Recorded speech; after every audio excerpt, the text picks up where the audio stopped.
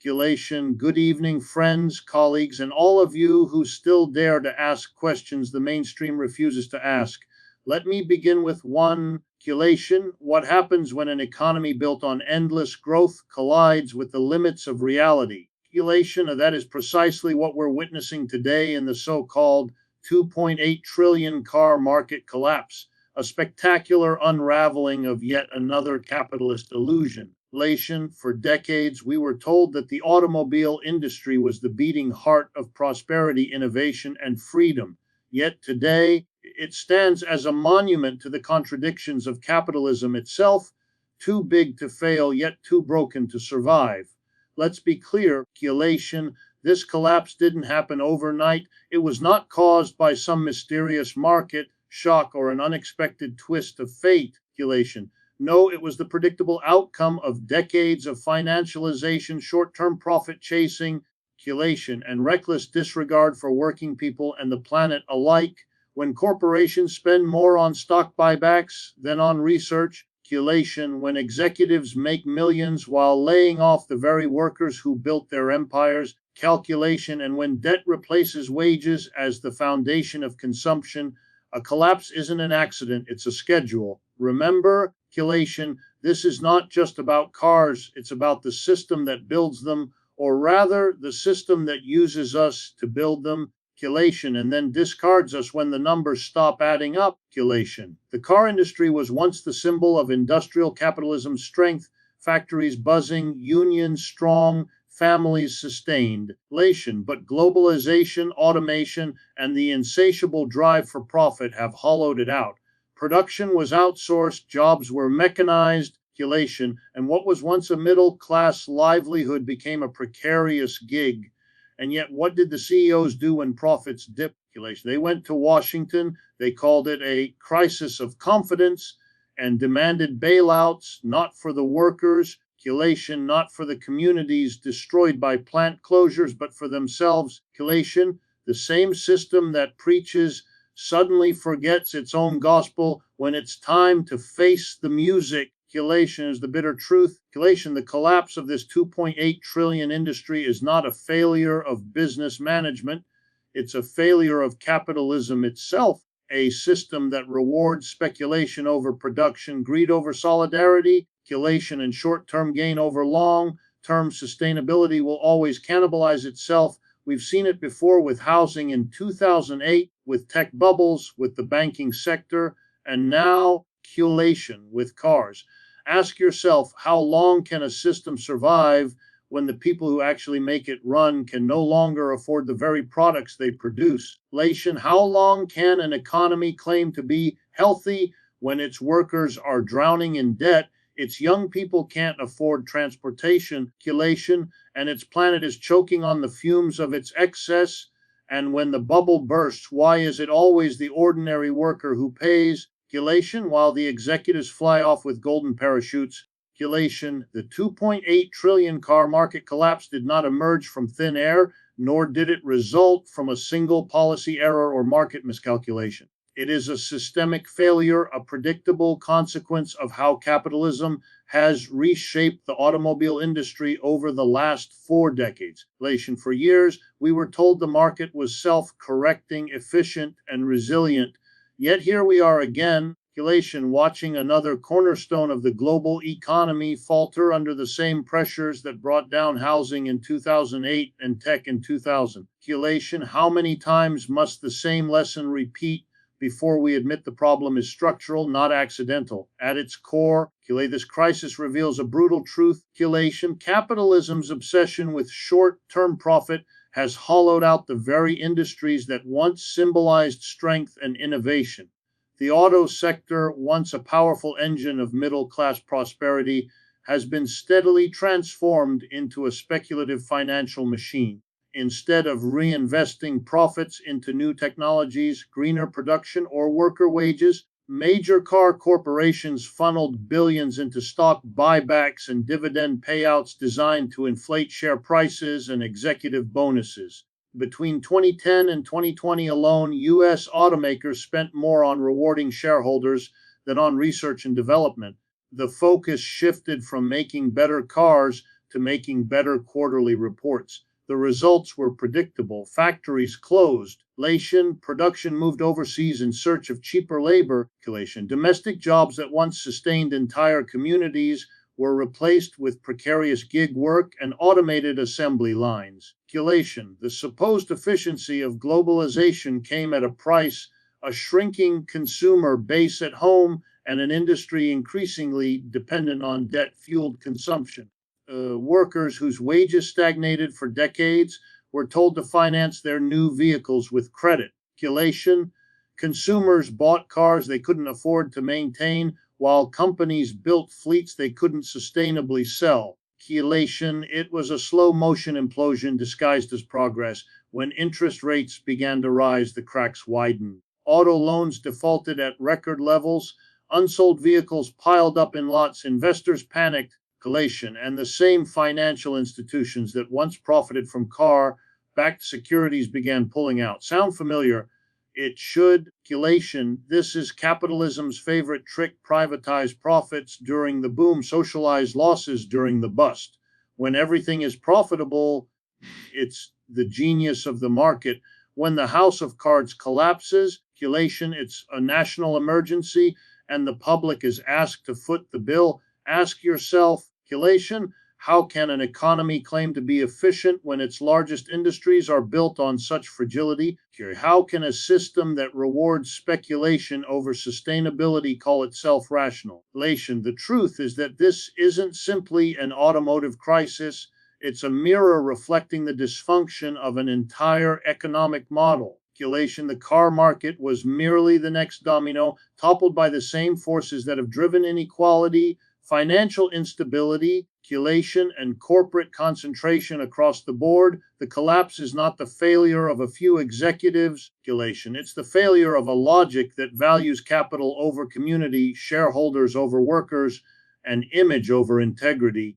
Until we confront that logic, we will continue to move from one unforeseen disaster to another, each one larger and more destructive than the last. And when the next industry begins to buckle, whether it's real estate, energy, or technology, we will once again hear the same excuses. But let's not be fooled. This was not an accident. It was the system doing exactly what it was designed to do. As the 2.8 trillion car market collapses, a familiar scene unfolds, one we have witnessed time and again in the long history of capitalist crises. The moment profits plunge and losses mount, corporate executives who once preached the virtues of the free market rush to the safety net of government intervention. Suddenly, the invisible hand of the market becomes very visible, reaching out for public rescue. The same leaders who dismissed regulation as a burden and unions as obsolete now rebrand themselves as victims of economic forces beyond their control. They appear before Congress, flanked by lobbyists, armed with talking points about saving jobs and protecting innovation, but their real concern is protecting capital, not labor. This is the paradox at the heart of modern capitalism. Profits are private, but losses are public. When times are good, corporations claim full credit for their success, rewarding executives with obscene bonuses and buying back billions in their own stock to inflate share prices. But when the tide turns, the bill is handed to the taxpayer, the same workers whose wages were suppressed and benefits slashed to create those profits in the first place. The auto industry has mastered this routine. After decades of offshoring production, automating factories, and weakening labor protections, it now pleads for government relief under the banner of national interest.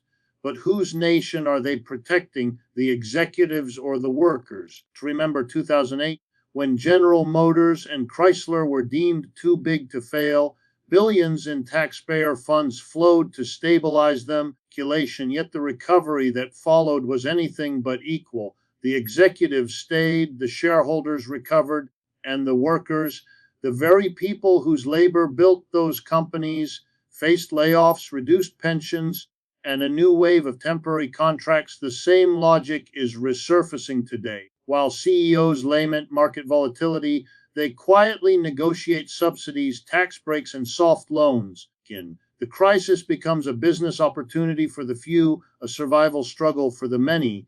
Ask yourself, why is it that when corporations make record profits, workers are told the company cannot afford raises, but when the market collapses, there is suddenly unlimited money to save those same corporations? Why do we never see bailouts for the laid off factory worker? The family losing their car to repossession, or the small supplier bankrupted by corporate downsizing. The narrative of shared sacrifice always seems to skip the boardroom. This hypocrisy is not incidental, it is structural. The political system has been conditioned to view the health of the economy through the lens of corporate survival, not human well being. In truth, these bailouts represent more than economic intervention. They are political statements. They declare loud and clear whose side the state is on. Each rescue of corporate capital deepens public cynicism and widens the gap between the working class and those who claim to represent them. It sends a message that the rules of capitalism apply only to the powerless. When workers demand fair pay, they are told to accept the discipline of the market. When corporations fail, the market's discipline mysteriously disappears. And so, the cycle repeats. The collapse of the car market becomes not a moment of reckoning, but a rehearsal for the next bailout. The public will once again absorb the cost while the culprits rebrand themselves as innovators in transition. But make no mistake, what we are witnessing is not economic misfortune. It is a redistribution of responsibility, a deliberate shifting of risk from the powerful to the powerless.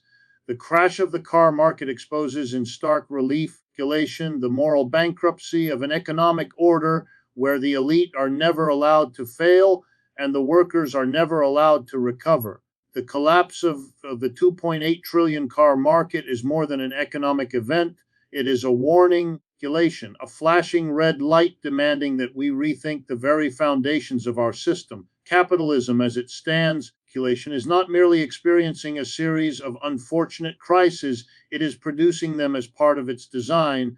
Each collapse, each bailout, each wave of layoffs reveals the same underlying problem. Power is concentrated in the hands of a few who make decisions based on profit, not people. And so long as that remains true, instability will remain the rule, not the exception. The time has come to imagine something profoundly different, not a patch or reform, but a transformation of how we organize our economy, the democratization of work itself. Imagine a workplace where the people who produce the wealth actually have a voice in how it is used, where decisions about investment, production, and wages are made collectively by those who labor every day, not by a distant board of directors whose primary loyalty is to shareholders. This is not a utopian fantasy, it is a practical moral and economic necessity, because the alternative, the continuation of our present system, has shown us where it leads: collapsing industries, environmental degradation, political corruption, and deepening inequality. When workers have no say, when their livelihoods depend on the volatile decisions of executives chasing quarterly profits, the entire social structure becomes fragile. Economic democracy, by contrast, builds stability from the ground up. In worker-owned enterprises, the interests of labor and management are no longer at war. They are one and the same. The people who work in the factory decide whether to automate, expand, or diversify, not based on what maximizes dividends, but on what sustains jobs, communities, and the planet. It's the difference between a business that treats workers as expendable costs and one that recognizes them as essential partners. When the workforce participates directly in decision making, production becomes accountable to human need, not market greed. Ask yourself, what if the workers at major automakers had the power to veto offshoring decisions that devastated entire towns? What if the billions spent on stock buybacks had instead been used to develop sustainable electric vehicles or retrain workers for the industries of the future? Speculation. What if the people most affected by economic decisions were the ones empowered to make them? Speculation. These are not abstract questions. They are the key to breaking the cycle of crisis. Speculation. Because when decision making power lies solely with those who profit from risk, risk becomes reckless. Speculation. But when power lies with those who must live with the consequences, responsibility replaces speculation. This is not merely about economics, it is about democracy itself. We cannot claim to live in a truly democratic society if democracy stops at the factory gate. If our daily working lives remain under the control of a tiny economic elite, true democracy requires that we extend its principles into our workplaces, into the very institutions where value is created. The idea that workers should have a say is not radical, it is rational, fair, and long overdue. The car market collapse is a tragedy. Speculation, yes, but it is also an opportunity to reject a system that keeps failing and to build one that finally works for the many, not the few. Speculation, the road to a sustainable future begins not in the boardroom, but on the shop floor, where democracy can finally take the driver's seat. Speculation. So, what do we learn from this collapse? That capitalism, left to its own devices, will always produce crises, not as exceptions, but as the rule. Speculation. It's time we stopped treating these breakdowns as unfortunate accidents and started recognizing them as the predictable results of a deeply flawed system. We must begin to imagine and build something different, an economy where workers, not shareholders, make the key decisions. Speculation, where production serves human need, not corporate greed.